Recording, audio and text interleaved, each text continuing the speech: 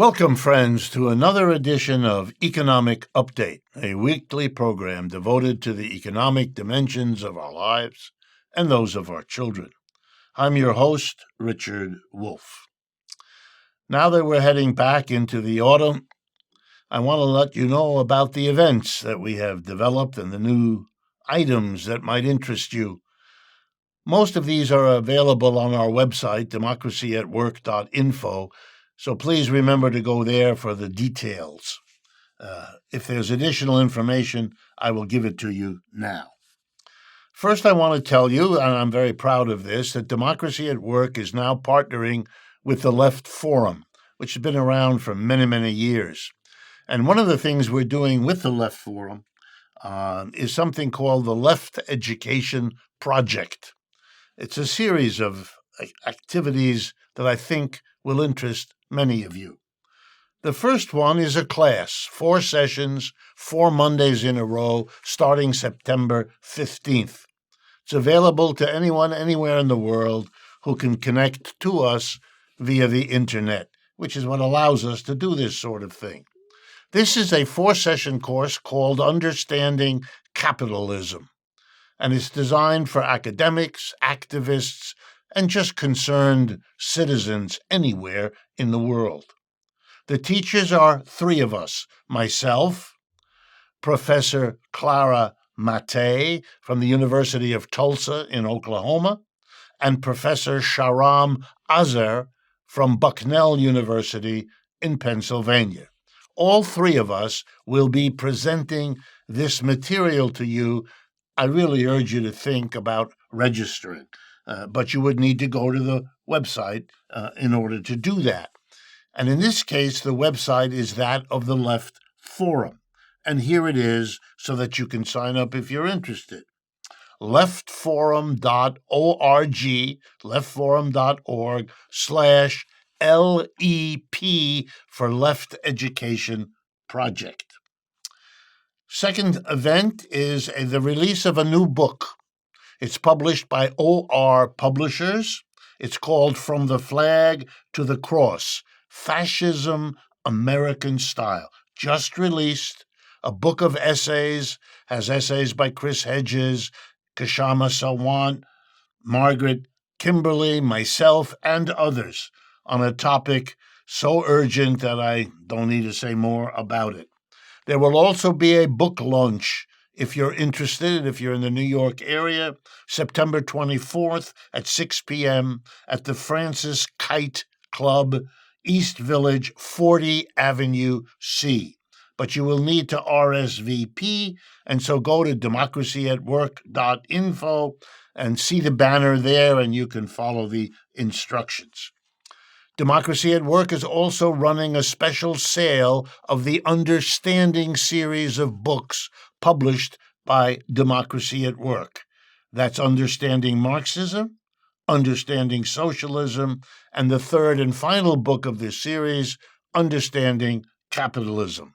A special discounted price, and you get them all. The sale is on until September 29th. You go again to our website, democracyatwork.info/books, and you can get that. And finally, we have 2 events in October, and we'll be telling you about them as that date gets closer. One on October 9th and one on October 11th. And there again, it's cooperation between Democracy at Work and the Left Forum, producing both of these events. The first one, John Jay College at the City University of New York, October 9th, will feature Cornel West, Chris Hedges, Laura Flanders, and myself talking about where we go from here in the era of Trump. And then on October 11th, together with the Left Forum, but also with the People's Network for Land and Liberation, the Cooperative Economics Alliance of New York City, we have a workshop and an event on solidarity economics, that whole movement and where it is going in the United States, being hosted by the Women Building Up in Brooklyn, New York on October 11th. And again, go to democracyatwork.info for details on all of that. Sorry for all the events, but we have been busy, and I hope you will find one or more of them worthy of pursuing. Okay, today's program is in honor of Labor Day. It happens at this time of year in the United States, and I wanted to make a presentation on that theme. And in particular, I want to make the case for the whole program today of my idea, my feeling, and I'm among many who feel this way, I know that it is time, maybe it's past time, for there to be a new political party organized as a labor party here in the United States. We need to break the duopoly that is abusing us as citizens. By that I mean the Republicans and the Democrats, and have a party that responds to the needs of working people, a neglected and silenced majority that doesn't want to be neglected or silenced anymore.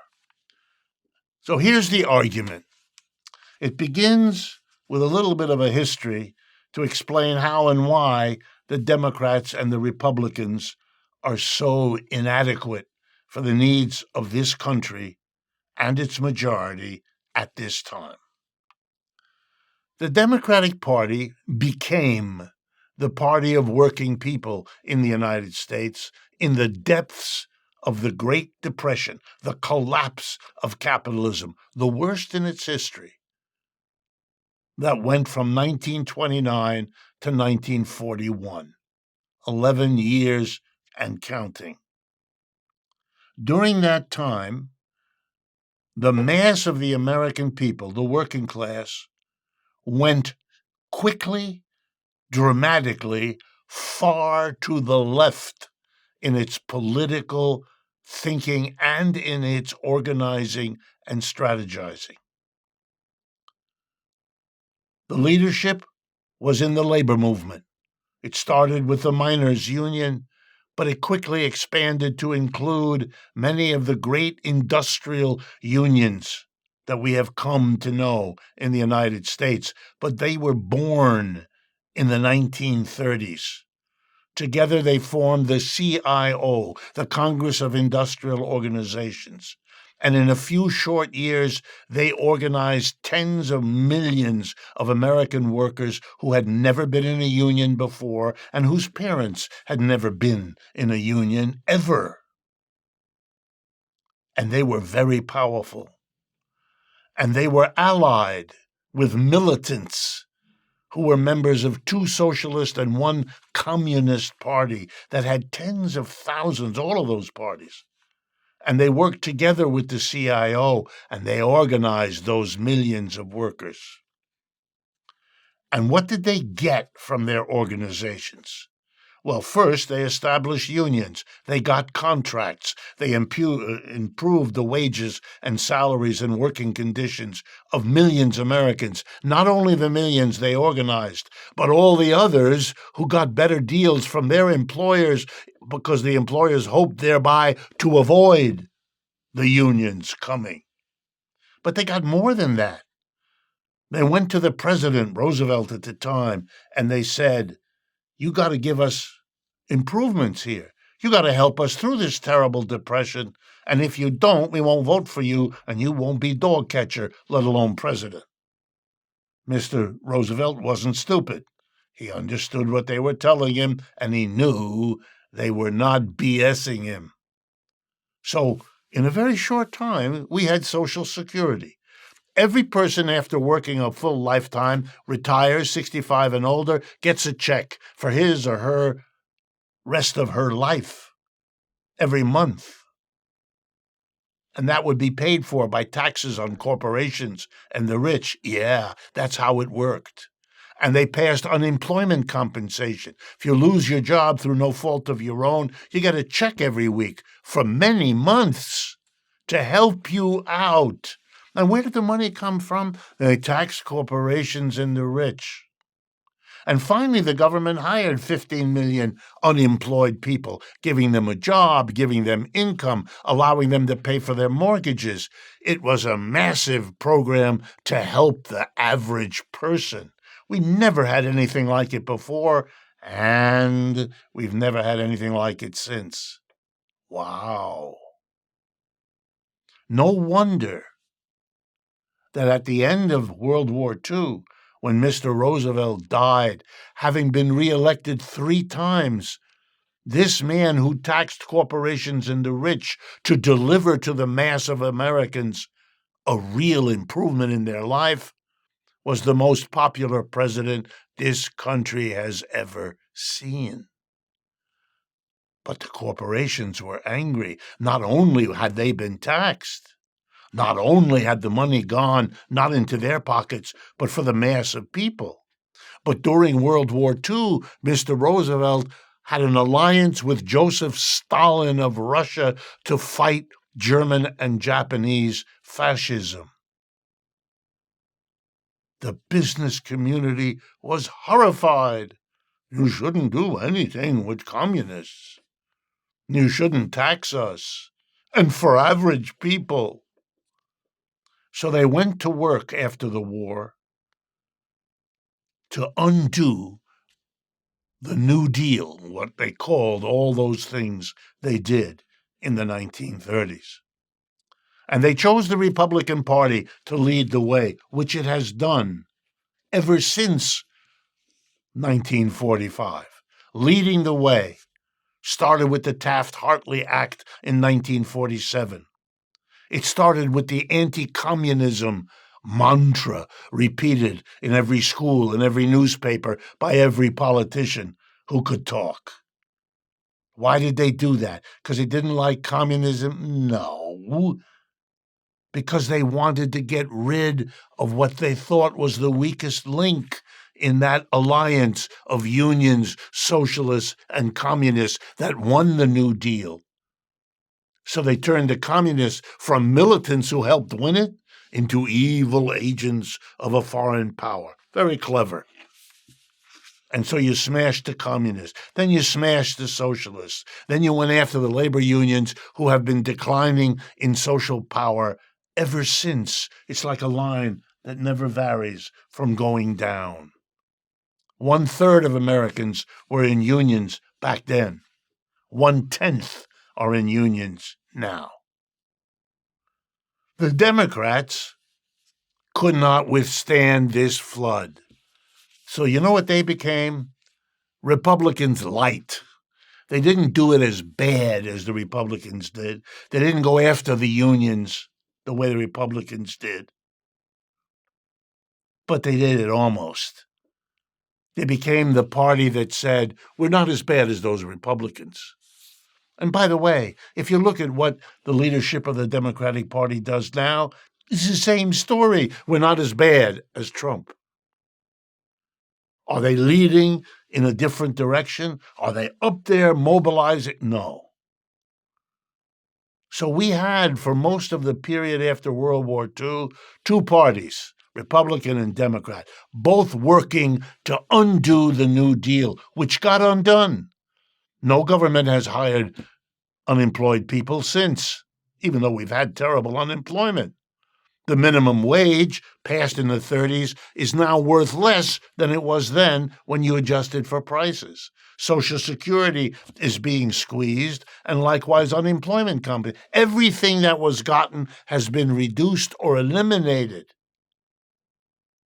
It's time for a political party for labor, because we've been betrayed by the 2 parties who work for the corporations, not for us. We've come to the end of the first half of today's show. When we return, I'm going to talk about the argument why now and what a Labor Party could and should do.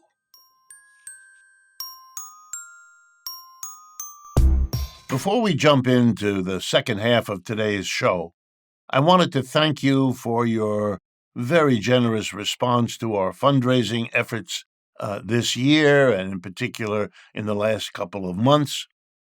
And in part responding to that, we are extending the availability of our limited edition linen covered hardcover version of Understanding Capitalism, the book I wrote and that we have been making available now for quite a while.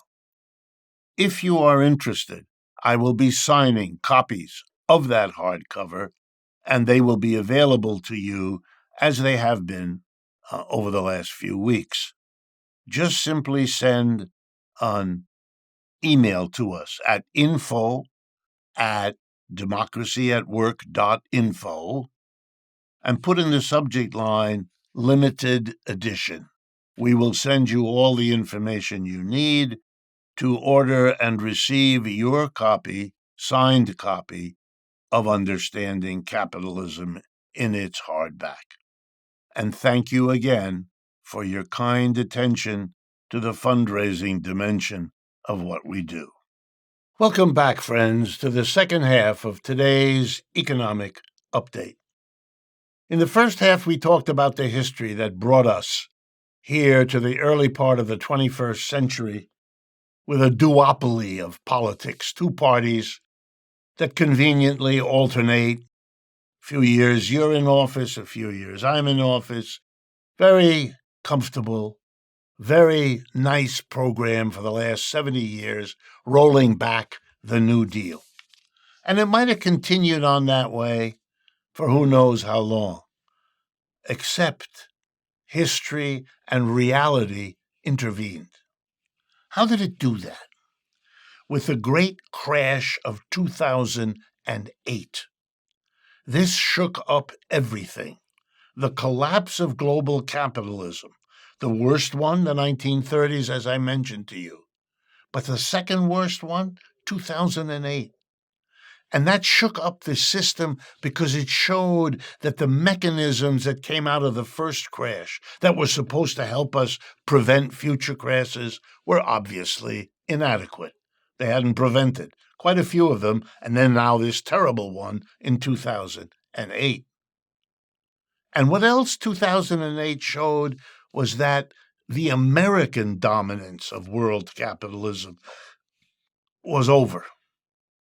2008 was a crash that started here, that was terrible here, that ramified out from here.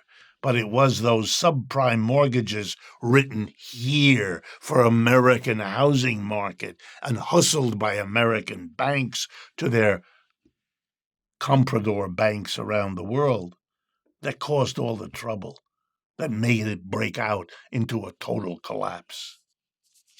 And the world, including Americans, even though they didn't admit it to themselves, began to understand that the dominance of the United States was being challenged by Germany and Japan, who had come roaring back from their defeats in World War II, but even more by a newcomer, China, which had grown spectacularly quickly from the end of the 20th right across the first quarter of the 21st century. And its allies in the BRICS, now a richer, bigger economic unit than the United States, or even the United States as one of the G7. So it was a new world, real competitors, and they were winning the competition. Wow. What did American capitalists do? They turned inward. You see that now with Mr. Trump, who's doing it at a rapid scale. Put up tariff walls against the competitors. Don't let them in to our little economy. Meanwhile, our little economy isn't doing that well.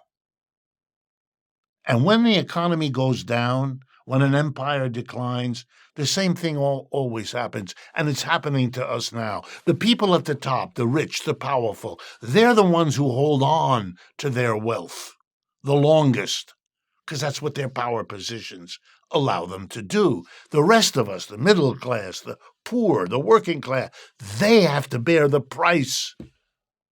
Over the last 12 months, as I'm speaking to you, The price of coffee has gone up 60%.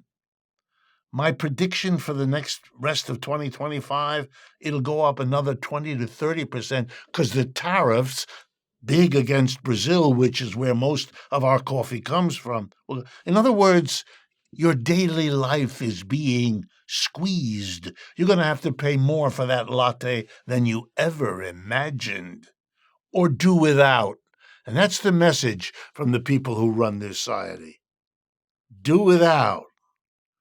Do without. We're cutting back social safety net. We're cutting back government programs. We're cutting. We're making promises all going to work out, but it's not happening. It's not gonna either. Well, the Republicans are leading the charge to do it, and the Democrats are AWOL. They're going to do their old shtick. We're not as bad as them. Yeah, we need a party that can do better than that. We're desperately in need of it, or otherwise we will continue to watch our lives be beyond what we can afford.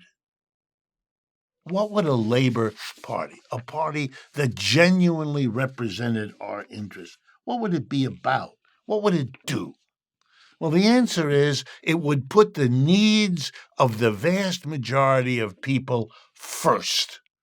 Not this abstraction, America first, because that allows you to be putting first the top 10%, which is all that America first has ever meant for Mr. Trump. That's who he is. That's who he's always been.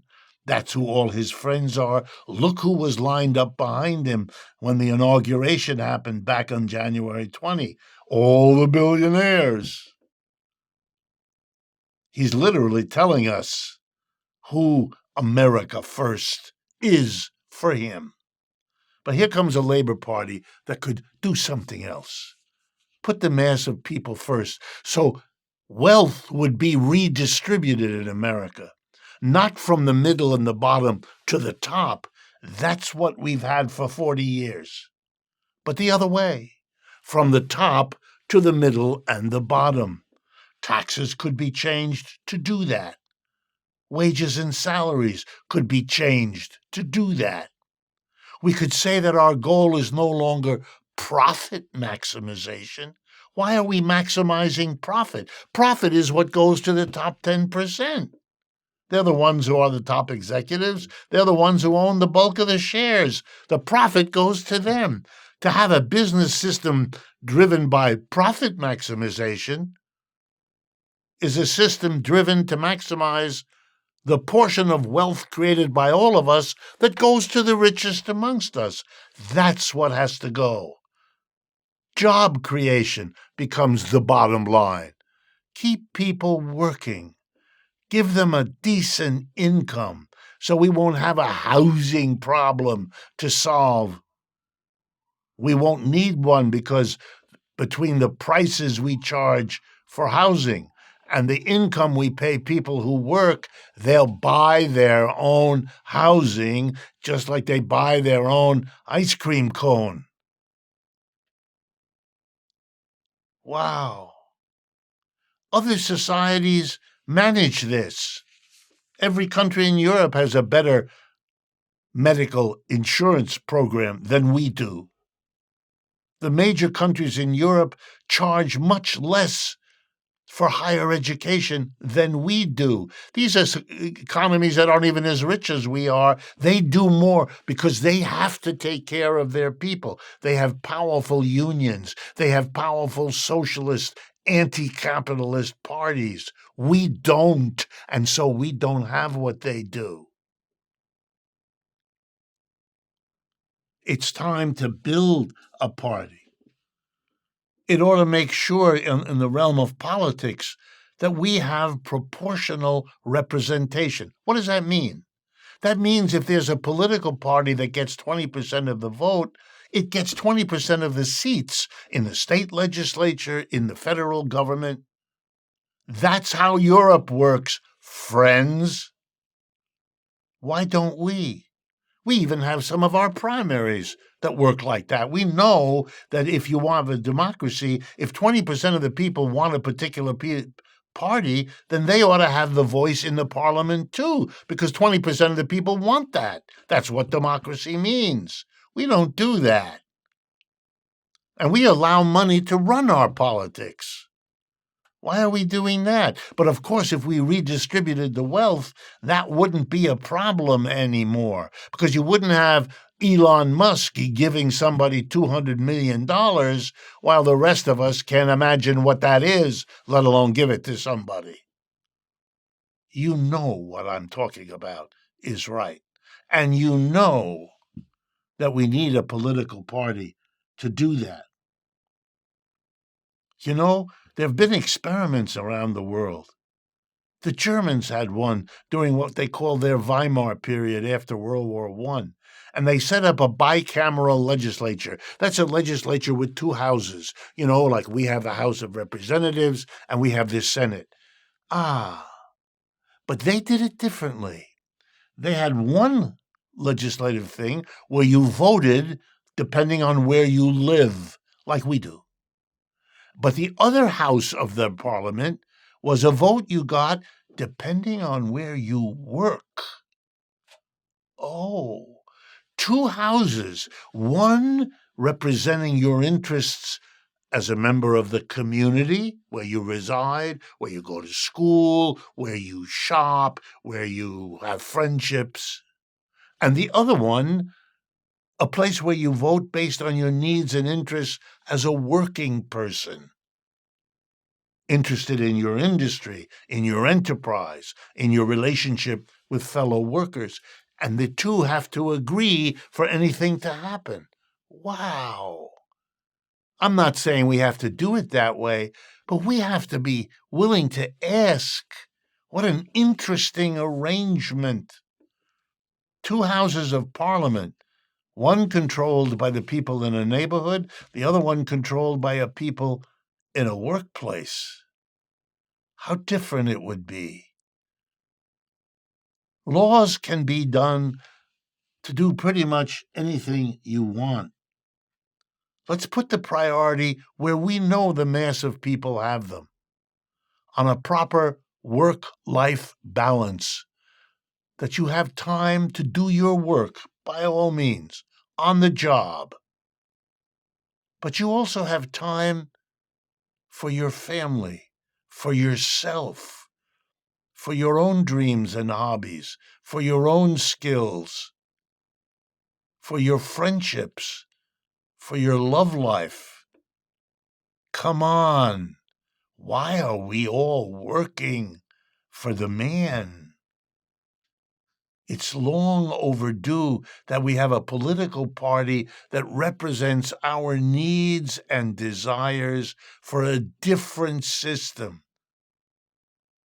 not one that only gives us supports from the government coming out of the Great Crash of the 1930s, but one that does that for us all the time.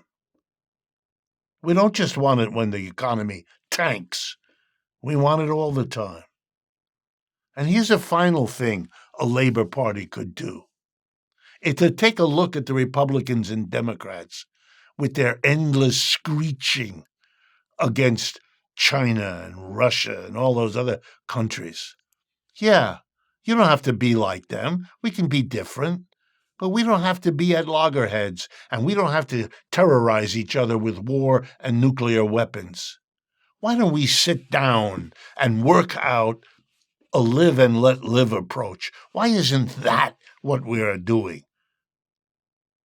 If we hadn't pushed NATO towards the Russians, would they have invaded Ukraine? If we weren't arguing with China over Taiwan, would we be at risk of a war? Come on. You know, the British tried to stop us from having our own country. In the War of 1776, we defeated Britain over that issue. In 1815, we fought another war with Britain over that issue. After that, the British understood you're not going to defeat the Americans. Or if you try, it'll be too costly for everybody. So they sat down and worked something out.